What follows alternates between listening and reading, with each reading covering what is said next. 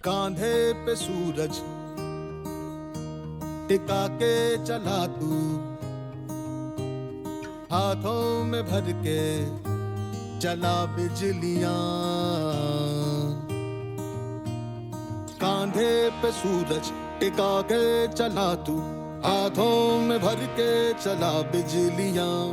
तूफान भी सोचे जिद तेरी कैसी, ऐसा जुनू है किसी में कहा। बहता चला तू, उड़ता चला तू, जैसे उड़े आंधियां। मंजर है ये नया के उड़ रही है बेधड़क सी आंधियां। करियर मंत्रा, सफलता की मंजिल और सपनों की नई उमंग, आकाशवाणी के संग। नमस्कार श्रोते हो, करियर मंत्राच्या आजच्या कार्यक्रमामध्ये मी मीरा तुमचं सगळ्यांचं अगदी मनापासून स्वागत करते.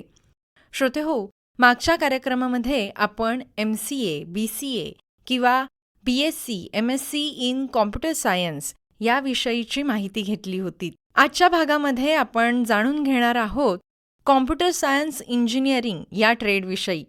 आणि त्यासाठी आज आपल्याला पहिले तज्ज्ञ मार्गदर्शक लाभले आहेत. फिनोलेक्स कॉलेज ऑफ इंजिनिअरिंग रत्नागिरीचे कॉम्प्युटर सायन्स डिपार्टमेंटचे HOD योगेश गजमल सर. ते आपल्याला सांगणार आहेत 11वी-12वी नंतर मेकॅनिकलचं शिक्षण नक्की कुठे मिळतं, मग ते शासकीय किंवा निमशासकीय असेल, किंवा कॉम्प्युटर सायन्स या ट्रेडमध्ये इंजिनिअरिंगचं शिक्षण आपलं सुरू असताना नक्की त्याचबरोबर कोणकोणते कोर्सेस करावेत, किंवा BSc किंवा BCS किंवा MCS झाल्यानंतर कोणते कोर्सेस करावे, ज्यामुळे आजच्या युगामध्ये आपल्याला जॉब ऑपॉर्च्युनिटी जास्त राहतील. त्याचबरोबर या कोर्सनंतर कोणकोणत्या नक्की संधी उपलब्ध आहेत. मग तुम्ही बिझनेस किंवा एंटरप्रेनर म्हणा, किंवा तुम्ही जॉब शोधत असाल तर या सगळ्या विषयीची माहिती आपण जाणून घेणार आहोत प्रोफेसर योगेश गजमल सर यांच्याकडनं. नमस्कार, मी डॉक्टर योगेश गजमल, विभाग प्रमुख, computer science and engineering AIML department, Finolex academy of management and technology Ratnagiri. आज आपण कम्प्युटर सायन्स अँड इंजिनिअरिंगमधील शिक्षण व करिअर संधी या विषयावर माहिती घेणार आहोत. सर्वप्रथम 12वी विज्ञान शाखेनंतर कम्प्युटर सायन्स अँड इंजिनिअरिंगचे शिक्षण कुठे मिळू शकते ते पाहूया. महाराष्ट्रात अनेक नामांकित शासकीय अभियांत्रिकी महाविद्यालये आहेत. त्याचप्रमाणे शासनमान्य, निमशासकीय आणि खाजगी अभियांत्रिकी महाविद्यालयेसुद्धा अवेलेबल आहेत. विद्यार्थ्यांनी प्रवेश घेण्यापूर्वी AICTE मान्यता, प्रयोगशाळा, प्लेसमेंट आणि प्राध्यापकांची गुणवत्ता याची माहिती घेणे आवश्यक आहे. कम्प्युटर सायन्स अँड इंजिनिअरिंगमध्ये केवळ पारंपरिक CSE शाखाच उपलब्ध नसून AIML, data science, cyber security, information technology, artificial intelligence and data science यासारख्या आधुनिक शाखाही उपलब्ध आहेत. जर एखाद्या विद्यार्थ्याने 10वी नंतर डिप्लोमा इन कम्प्युटर इंजिनिअरिंग पूर्ण केले असेल तर त्याला थेट अभियांत्रिकीच्या दुसऱ्या वर्षामध्ये प्रवेश घेण्याची संधी उपलब्ध असते. त्यामुळे विद्यार्थ्यांसाठी 10वी किंवा 12वी नंतर दोन्ही मार्ग खुले आहेत. महाराष्ट्रात कम्प्युटर सायन्स अँड इंजिनिअरिंगचे शिक्षण घेण्यासाठी विविध संस्था उपलब्ध आहेत. त्यामध्ये शासकीय संस्था, शासन अनुदानित संस्था, निमशासकीय संस्था ह्या देखील अवेलेबल आहेत. शासकीय संस्थांमध्ये COEP technological university, Visvesvaraya national institute of technology VNIT, Indian institute of technology Bombay, Indian institute of information technology Nagpur, doctor Babasaheb Ambedkar technological university ह्या काही शासकीय संस्था आहेत. त्याचप्रमाणे शासन अनुदानित Veermata Jijabai technological institute, Walchand college of engineering, Sardar Patel college of engineering यासारख्या शासकीय व शासन अनुदानित संस्थांमध्ये उत्कृष्ट शिक्षण सुविधा उपलब्ध आहेत. दुसरा महत्त्वाचा मुद्दा म्हणजे इंजिनिअरिंगचे शिक्षण घेत असताना कोणते अतिरिक्त कोर्स करावेत. फक्त पदवी पूर्ण करणे नुसते उपयुक्त नसून उद्योग क्षेत्राच्या गरजेनुसार कौशल्य विकसित करणे आवश्यक आहे. विद्यार्थ्यांनी प्रोग्रॅमिंग भाषा जसे पायथॉन, जावा, C++, web development, database management, cloud computing, artificial intelligence, machine learning, data analytics, cyber security यासारख्या क्षेत्रांमध्ये प्रमाणपत्र अभ्यासक्रम पूर्ण करावेत. तसेच NPTEL, स्वयं, Coursera, AWS academy, Google cloud, Microsoft learn यासारख्या प्लॅटफॉर्मवरील कोर्सेस विद्यार्थ्यांसाठी अत्यंत उपयुक्त ठरतात. याशिवाय इंटर्नशिप, हॅकॅथॉन, प्रोजेक्ट स्पर्धा तसेच ओपन सोर्स प्रोजेक्टमध्ये सहभाग घेणे तितकेच महत्त्वाचे आहे. आता आपण BE आणि ME MTech पूर्ण झाल्यानंतर कोणते कोर्स करावेत याबद्दल जाणून घेऊया. सध्याच्या काळात artificial intelligence, machine learning, generative AI, data science, cloud computing, DevOps, cyber security, ethical hacking, blockchain technology, internet of thing, full stack development यांना खूप मोठी मागणी आहे. विद्यार्थ्यांनी AWS, Microsoft Azure, Google cloud, Cisco, Red Hat, Oracle, Salesforce यासारख्या आंतरराष्ट्रीय प्रमाणपत्राचा विचार करावा. ही प्रमाणपत्रे रोजगाराच्या संधी वाढवण्यात मदत करतात. आता सर्वात महत्त्वाचा प्रश्न, कोर्स पूर्ण झाल्यानंतर कोणत्या संधी उपलब्ध आहेत?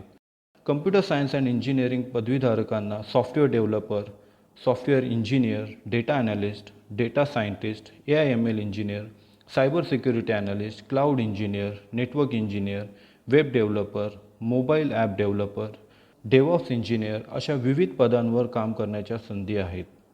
याशिवाय शासकीय विभाग, बँका, सार्वजनिक क्षेत्रातील उपक्रम, संशोधन संस्था, संरक्षण क्षेत्र, स्टार्टअप तसेच स्वतःचा व्यवसाय सुरू करण्याच्या संधीही उपलब्ध आहेत. उच्च शिक्षणासाठी ME MTech तसेच संशोधनासाठी PhD सुद्धा करता येते. प्रिय विद्यार्थी मित्रांनो, कोणतीही शाखा निवडताना केवळ इतरांच्या सांगण्यावर किंवा ट्रेंड पाहून निर्णय घेऊ नका. आपल्या आवडी, क्षमता आणि भविष्यातील उद्दिष्टे लक्षात घेऊन निर्णय घ्या. सातत्याने नवीन शिकण्याची तयारी ठेवा, कारण कम्प्युटर सायन्स हे सतत बदलणारे आणि अमर्यादित संधी उपलब्ध करून देणारे क्षेत्र आहे. याच संदेशासह मी माझे मनोगत समाप्त करतो. धन्यवाद. काय मग श्रोते हो, तुमचं थोडंफार चित्र तरी नक्कीच क्लिअर झालं असेल. जर तुम्हाला कॉम्प्युटर सायन्स इंजिनिअरिंग करायचं असेल तर मग नक्की कुठे कुठे त्याचं शिक्षण उपलब्ध आहे, नक्की कोणकोणते कोर्सेस करावेत याबद्दलची माहिती आपल्याला योगेश गजमल सर यांनी खूप छानरित्या दिली. तुम्ही ऐकताय करिअर मंत्र हा कार्यक्रम आणि आजच्या या कार्यक्रमाचा विषय आहे engineering in computer science. Engineering in computer science अगदी मूलभूत माहिती आपण घेतली, म्हणजे कुठे शिक्षण मिळेल, याबरोबर कोर्सेस काय करावेत. पण त्याचबरोबर जे खूप जनरेशन बदलतंय, या AI मुळे खूप नवनवीन टेक्नॉलॉजीज येत आहेत आणि त्याचा इम्पॅक्ट कॉम्प्युटर सायन्स या ट्रेडवरती खूप चांगल्या प्रकारे पडतोय. तर मग गेल्या 10-15 वर्षांमधलं या ट्रेडमधलं वर्किंग आणि आत्ताचं वर्किंग हे खूप वेगळं आहे. आणि याच विषयी माहिती द्यायला आपल्यासोबत येणार आहेत आपल्या पुढच्या तज्ज्ञ मार्गदर्शिका प्रोफेसर स्पृहा आठले. चला तर त्यांच्याकडनं जाणून घेऊया याविषयीची अधिक माहिती. नमस्कार श्रोते हो, मी प्राध्यापक Spruha Athale, Finolex academy of management and technology Ratnagiri येथील संगणक विज्ञान कृत्रिम बुद्धिमत्ता विभागातून आपल्याशी संवाद साधत आहे. आज आपण 2010 ते 2026 या काळात संगणक अभियांत्रिकी क्षेत्रात झालेला बदल आणि भविष्यातील संधी याविषयी बोलणार आहोत. 2010 साली मी संगणक अभियांत्रिकीची पदवी पूर्ण केली. त्यावेळी कॉम्प्युटर इंजिनियर म्हटलं की बहुतेक लोकांच्या मनात संगणकावर काम करणारी किंवा सॉफ्टवेअर तयार करणारी व्यक्ती अशीच प्रतिमा उभी राहत असे. इंटरनेटचा वापर वाढत होता, पण तो आज इतका सर्वत्र पोचला नव्हता. स्मार्टफोन नुकतेच लोकप्रिय होऊ लागले होते. 3Gचे नेटवर्क नुकतेच येत होते. अनेक कामांसाठी आपल्याला प्रत्यक्ष कार्यालयात जावे लागत असे.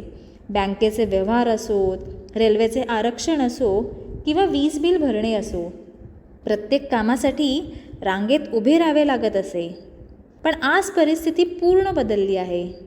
आपल्या हातातील स्मार्टफोन हा एक शक्तिशाली संगणक बनला आहे. खरेदी, बँकेचे व्यवहार, शिक्षण आणि संवाद अशा अनेक गोष्टी आता घर बसल्या करता येतात. या बदलामागे संगणक अभियांत्रिकीची मोठी भूमिका असून आज कृत्रिम बुद्धिमत्ता, सायबर सुरक्षा, डेटा सायन्स आणि रोबोटिक्स यांसारख्या क्षेत्रांनी मोठी झेप घेतली आहे. आपण रोज वापरत असलेल्या अनेक सुविधांमध्ये कृत्रिम बुद्धिमत्ता कार्यरत असते. उदाहरणार्थ यूट्यूब आपल्याला आपल्या आवडीचे व्हिडिओ सुचवतो. गुगल मॅप्स वाहतुकीची परिस्थिती लक्षात घेऊन योग्य मार्ग दाखवतात. ऑनलाईन खरेदी करताना आपल्यासाठी योग्य वस्तू सुचवल्या जातात. तर ChatGPT सारखी साधने प्रश्नांची उत्तरे देतात आणि माहिती मिळवणे सोपे करतात. आपल्या कोकणातील लोकांसाठी एक सोपं उदाहरण द्यायचं झालं तर पावसाचा अंदाज. पूर्वी हवामानाचा अंदाज मुख्यतः अनुभवावर आधारित असायचा. आज मात्र उपग्रह, सेन्सर्स, हवामान केंद्र आणि कृत्रिम बुद्धिमत्ता यांच्या मदतीने पावसाचा अंदाज अधिक अचूकपणे वर्तवला जातो. याचा फायदा शेतकरी, मच्छीमार आणि सर्वसामान्य नागरिकांना देखील होतो. कोविड-19 नंतर डिजिटल तंत्रज्ञानाचा वापर आणखीन वेगाने वाढला आहे. ऑनलाईन शिक्षण, work from home, digital payments, telemedicine, e-governance ह्यासारख्या संकल्पना आपल्या दैनंदिन जीवनाचा भाग बनल्या आहेत. यामुळे संगणक क्षेत्रातील कुशल मनुष्यबळाची गरज मोठ्या प्रमाणात वाढली आहे. आज संगणक अभियांत्रिकीची पदवी पूर्ण केल्यानंतर विद्यार्थ्यांसमोर अनेक संधी उपलब्ध आहेत. जसं की data scientist, AI engineer, cyber security analyst, cloud engineer, app developer, software engineer, robotics engineer अशा अनेक क्षेत्रांमध्ये रोजगार उपलब्ध झाले आहेत. विशेष म्हणजे आता केवळ महानगरांमध्येच नाही तर ग्रामीण भागातील विद्यार्थ्यांनाही ऑनलाईन माध्यमातून जागतिक स्तरावर काम करण्याची संधी उपलब्ध होत आहे. मात्र केवळ नोकरी हा एकमेव पर्याय राहिलेला नाही. आज अनेक तरुण स्वतःचं स्टार्टअप सुरू करत आहेत. एखादी समस्या ओळखून त्यावर तंत्रज्ञानाच्या मदतीने उपाय विकसित करणे आणि त्यातून उद्योग उभारणे हेही आज शक्य झाले आहे. त्यामुळेच संगणक अभियांत्रिकी विद्यार्थ्यांना नोकरी मिळवून देतेच, पण त्याचबरोबर रोजगार निर्माण करण्याची क्षमता देखील देते. भविष्यातील जग अधिक डिजिटल आणि स्मार्ट असेल. त्यामुळे विद्यार्थ्यांनी तंत्रज्ञानाचा केवळ वापरकर्ता न बनता त्याचे निर्माते बनण्याचा प्रयत्न करावा. सतत शिकण्याची वृत्ती, नवीन कल्पनांना कृतीत आणण्याची तयारी हेच यशाचे खरे सूत्र आहे. शेवटी एवढंच सांगू इच्छिते की संगणक अभियांत्रिकी हे केवळ नोकरी मिळवण्याचे क्षेत्र नाही, तर समाजातील समस्या सोडवण्याचे, नवकल्पना घडवण्याचे आणि देशाच्या प्रगतीत योगदान देण्याचे प्रभावी माध्यम आहे. आजची तरुण पिढी तंत्रज्ञानाच्या मदतीने उद्याचा भारत अधिक सक्षम, प्रगत आणि आत्मनिर्भर बनवू शकते. धन्यवाद. या बदलांविषयीची माहिती अगदी सुंदररित्या आपल्याला प्रोफेसर स्पृहा आठले मॅडम यांनी खूप छान प्रकारे सांगितली. चला तर श्रोते हो, आजचा करिअर मंत्र हा कार्यक्रम तुम्हाला कसा वाटला हे आम्हाला नक्की कळवा बरं. त्यासाठी आमचा फोन नंबर आहे 94 035 73 485. या नंबरवरती तुम्ही आम्हाला साधा टेक्स्ट किंवा व्हॉट्सॲप मेसेजसुद्धा करू शकता. नंबर पुन्हा एकदा सांगते 94 035 73 485. त्याचबरोबर आमच्या नवनवीन कार्यक्रमांच्या क्विक अपडेट्ससाठी आम्हाला फॉलो करायला विसरू नका. आकाशवाणी रत्नागिरीच्या ट्विटर हँडलला, इंस्टाग्राम, FB या पेजला. आणि हो, या सगळ्या कार्यक्रमांचा खजिना आम्ही तुमच्यासाठी घेऊन आलो आहोत यूट्यूबच्या आकाशवाणी रत्नागिरीच्या चॅनलवरती. तेव्हा आम्हाला नक्की सबस्क्राईब करा आणि या सगळ्या कार्यक्रमांचा मनमुराद आनंद कधीही कुठेही घेऊ शकता. तेव्हा चला तर श्रोते हो, आजच्या या करिअर मंत्र या कार्यक्रमामधून मी मीरा तुमचा इथेच निरोप घेते. परत भेटूच एका नव्या करिअरविषयी माहिती जाणून घेण्यासाठी. तोपर्यंत नवनवीन गोष्टींचा शोध घेत रहा, माहिती ऐकत रहा. Stay tune with Akashvani Ratnagiri. कांधे पे सूरज टिका के चला तू, हाथों में भर के चला बिजलियां. कांधे पे सूरज टिका के चला तू, हाथों में भर के चला बिजलियां. तूफान भी सोचे जिद तेरी कैसी, ऐसा जुनू है किसी में कहा। बहता चला तू, उड़ता चला तू, जैसे उड़े आंधियां, मंजर है ये नया के उड़ रही है बेधड़क सी आंधियां। निवेदन मीरा खालगावकर, सादर करते विवेक वानखडे, निर्मिती आकाशवाणी रत्नागिरी.